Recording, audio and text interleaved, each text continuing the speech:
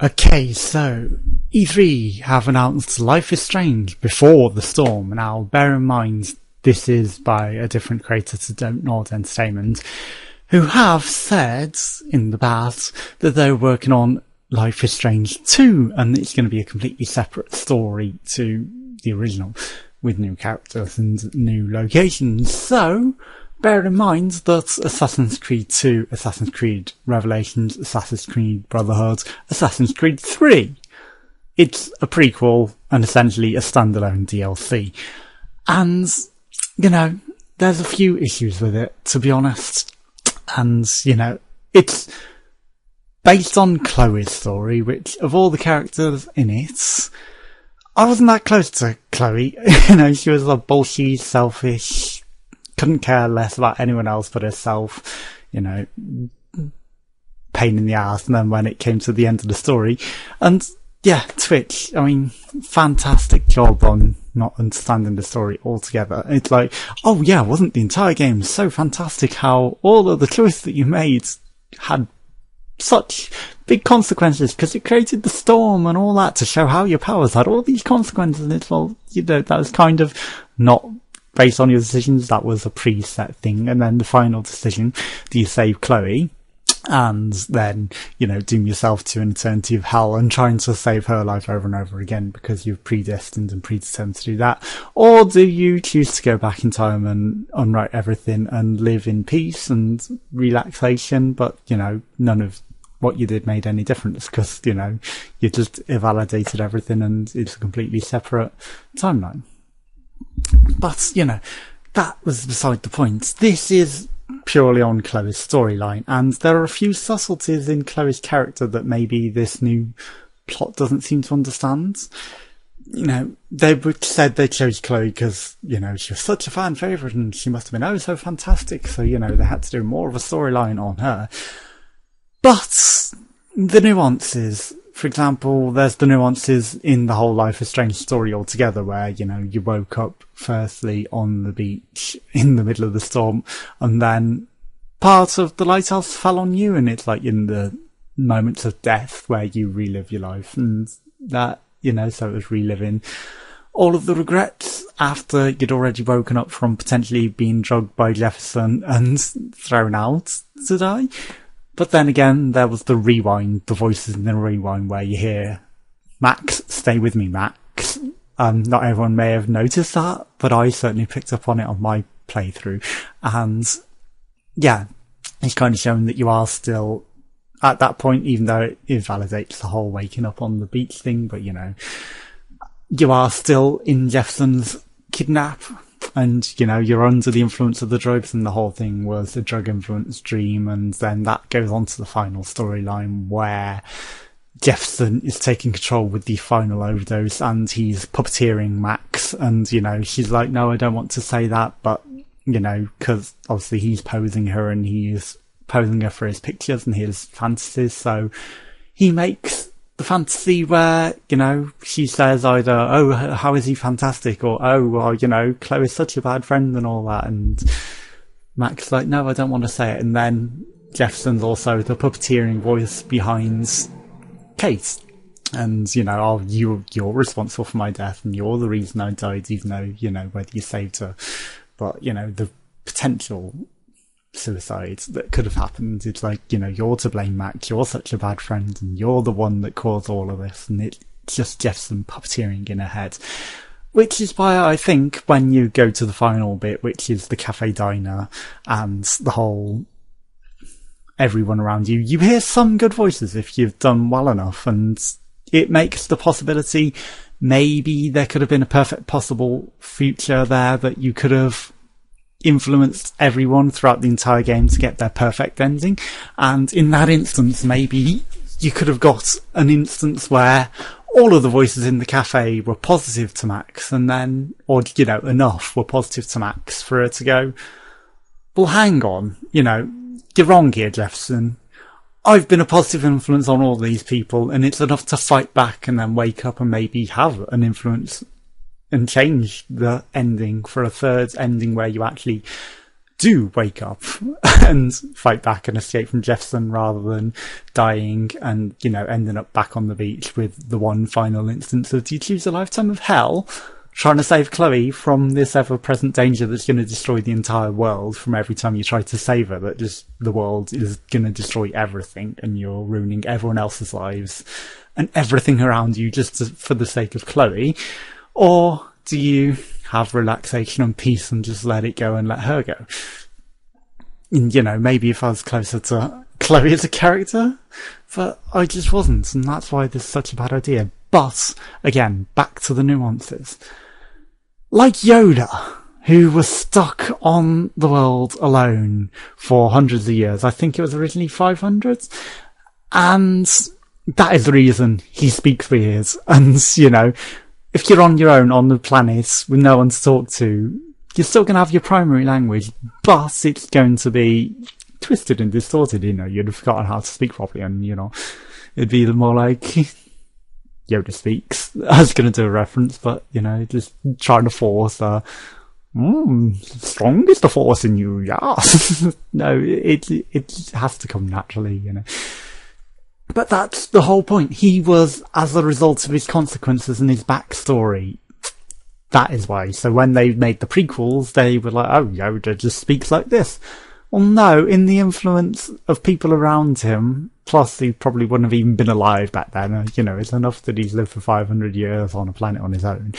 How old is Yoda now? Plus, also, you know, if that was Darth Vader's dad, that's also unwritten, the whole 500 years thing, because you've had him living with all Jedis. But the whole point was, he had gone like that because he had been on his own for so long, and, you know, without civilization, without other people to talk to, and that's why he was like that. And back to Chloe. Chloe was anarchic and renegade and maybe hardened up and bullshit and so selfish because she lost Rachel.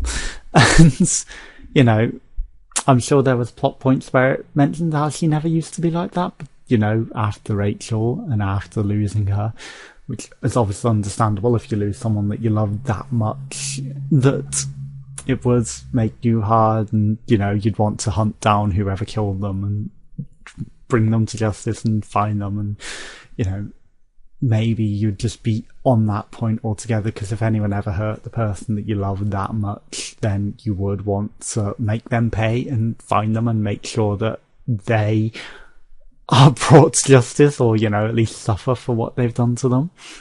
So it's understandable that that would be the cause of the consequences.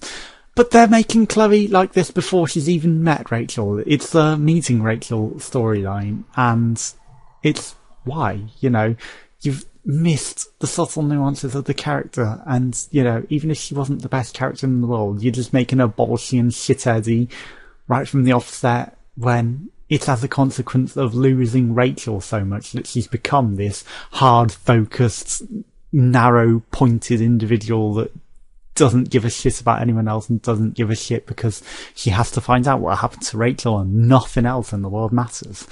And you just made her like that for no reason altogether, and that wasn't what she was like. And, you know, there was the alternative timeline where she had a real father that, you know, maybe you're supposed to think that it's because of the hard military father, but it wasn't. It was mostly because of, you know, losing Rachel. And then the other point with the graffiti, they've tried to replace the photography with graffiti, but without even understanding the graffiti in any essence at all, because they've made it Chloe that's the graffiti artist, when, you know, just because Chloe's room is full of graffiti. But Chloe had pissed off Nathan, and it was Nathan in his psychotic state that was making the graffiti. And, you know, they've also made it the Illuminati symbol when it wasn't the Illuminati symbol. It was the Vortex Club symbol, which is a triangle with a vortex in it. It's not the all-seeing eye. It was a vortex, like the Life is Strange and the storm and, you know, the logo and everything. It was a vortex. It was a black hole, essentially. You know, and they just missed that subtlety, and now they're going to make Chloe go around tagging everything as if she was like, oh, I'm such a dumb fuck that I'm going to tag my own room with bitch and shithead and all this other shit. And it's like, you know, yeah, you're not getting the whole thing there. It wasn't Chloe that was the graffiti person. It was Nathan, and, you know, we'd established through the game, subtly, that it was Nathan, and, you know, he was that messed up. But you're going to make Chloe go around tagging and graffitiing everything now without any understanding, and without the rewind powers as well, which was the whole point of Life is Strange, is to be able to test out, try different things. And, you know, there was a lot of gameplay mechanics that worked outside of just a storyline, and this is just going to be just a storyline, and probably worse than even a Telltale game. And, you know, it's like, are your consequences going to really matter that much? Are they going to make that big of a difference? And, you know, I just don't necessarily see it being a very good story, and I see a lot of fans of Life is Strange really not liking this, because, you know, they're going to have in their mind what the character is, especially if there were any that were close to Chloe at all. And I just feel like the character that they're going to make is going to be completely wrong for Chloe. You know, they're going to judge it on Chloe after the fact of Rachel, but before the fact of Rachel and during the fact of Rachel. And I just don't see it, you know. It's going to be weird, and she's going to meet Rachel, and, you know, Rachel's meant to be such a great and fantastic influence on her life, but where are they going to go? It's 3 episodes long. There's not a lot you can really do with this storyline in 3 episodes. You know, 1, she'll meet Rachel. 2, what? They realise how great they are together. Ooh, and what's so fantastic? Someone that you've pissed off in a club that Rachel saves you from the clip. It's either going to come and kill you or not going to come and kill you, and you're going to think they killed Rachel, and then whoops, you've probably killed Rachel before anything's ever happened, when, you know, it's probably meant to be more of a relationship than such a short brief flash and then she's dead. Because, you know, it's like, what the hell? And, you know, Jefferson's clearly got to be some involvement, and Rachel's got to have all of this. And if anything, you know, firstly, I'd have picked Kate. But then, if they're really going down this storyline, what they really should have done is Rachel Amber. You should have played as Rachel Amber, the unknown character, the one you had the most freedom with, and the one that also ends up getting kidnapped by Jefferson and ends up getting killed. And then that would have made a much more compelling storyline that you could have expanded upon for the universe. But no, you've gone with Chloe, the bolshy, annoying, selfish little brat, who's a bigger brat than even Victoria. You know, Victoria's a rich brat, but, you know, she's got reasons, but she had more of a soul and more of a heart than Chloe in the end. But again, you know, you can understand with the loss why that would have happened. And I just really think this isn't really going to go on. You'll look at the price and you'll think £14 for 3 episodes, and then there's a DLC for 1 extra bonus episode where you play as Max as a kid for an extra £7. But then, you know, if you actually paid attention to Twitch, the 15-minute segment, rather than just the Sony show, then you would have noticed, was it Sony? Square Enix. Then you'd have noticed that the first episode is actually free. So, you know, I might play the first episode as it's free, but I really can't see me liking this one. Even though I liked Life is Strange a lot, and I picked up on a lot of the subtleties to the plot that weren't in what a lot, you know, it wasn't distinctly in your face. You know, you had to actually see with your own eyes and experience the story, and that was what made it such a good story. And this is written by someone else without, you know, any of the backing of the originals, and even the voice actor is not for Chloe, the original voice actor, because there was a voice actor strike. So, you know, but that's going to annoy people in its own, isn't it? Because people are going to be like, hang on, this isn't her. And I just think, well, you know, you've probably missed out on a lot of subtlety that the writers intended, and then they're probably not going to be happy with what you've done to their characters, because you've probably completely taken them out of context and misunderstood them entirely. And it could also ruin the chances of a Life is Strange sequel, because, you know, if this goes really shit, then the sequel might not be picked up, and, you know, it might even get abandoned, and that's not going to be good. And the original was hand-drawn entirely, and, you know, we don't know if this is, it might not be. It's just a copycat, essentially. and I think it's going to be such a poor copycat that it's going to ruin the franchise. But there's still hope for Life is Strange 2, and, you know, will they go on the whole, it's actually Jefferson still, and, you know, someone else has been kidnapped, but this time they know, and this time there's a hope and a chance of actually waking up and escaping. You know, maybe they'll have different powers, maybe they'll have different experiences, and, you know, everyone has their own experiences with trauma and death, and, you know, rather than Max, perhaps Max had fears of storms, and that's why it manifested as a storm, as she was getting closer to death and dying, and, you know, the world breaking down around her. And, you know, maybe the new character will have new powers, and maybe, because they even said with Jefferson how he might go back to Kate and take her again because of Max, then maybe you'll even play Kate in the sequel, and, you know, it's the whole comeback. You know, he's taken her again, but this time there's a chance to escape, and, you know, maybe that could also have throwbacks to the original. You know, if her power is also to travel through time or relive memories, because obviously near the point of death that makes sense, you know, if you're reliving memories, then she could even relive events and memories in the original game, and I think that would be quite a compelling one as well, with the whole expansion upon it. You could add so many subtleties and nuances to that just having Chloe with a bullshitting ability, and, you know, it's like, do you choose to be good, do you choose to be evil? It's kind of very slim, and you don't get to experiment or try out different things and also influence things with what you've done elsewhere.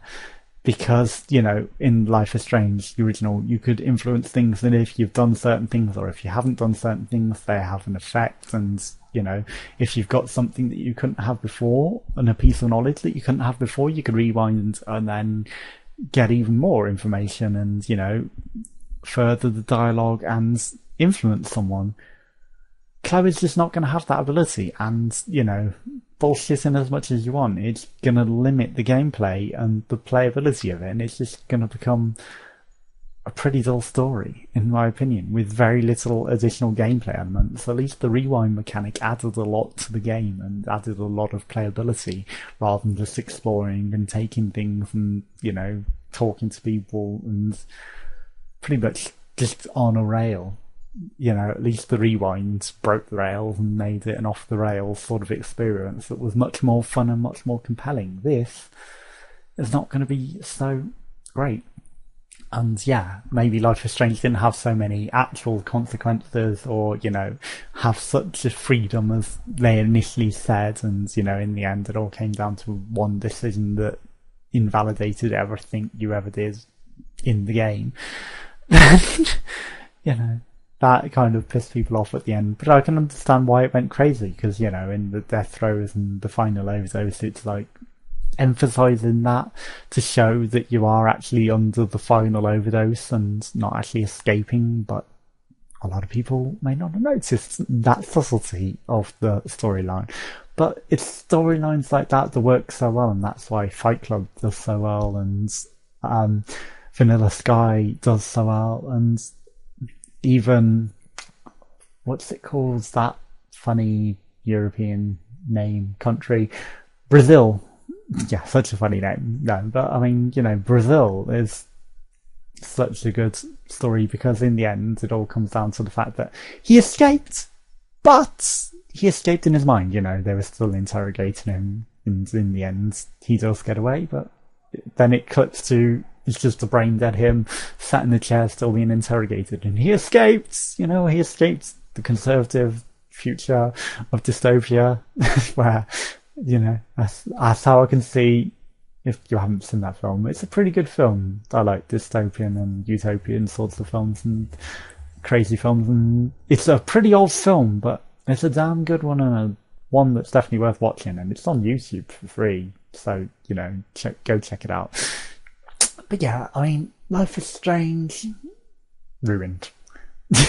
Essentially, it's a standalone DLC with additional DLC, and, you know, you can understand they've done it because it's a separate developer, but it's ruined. It's not going to be as good. anywhere near as good.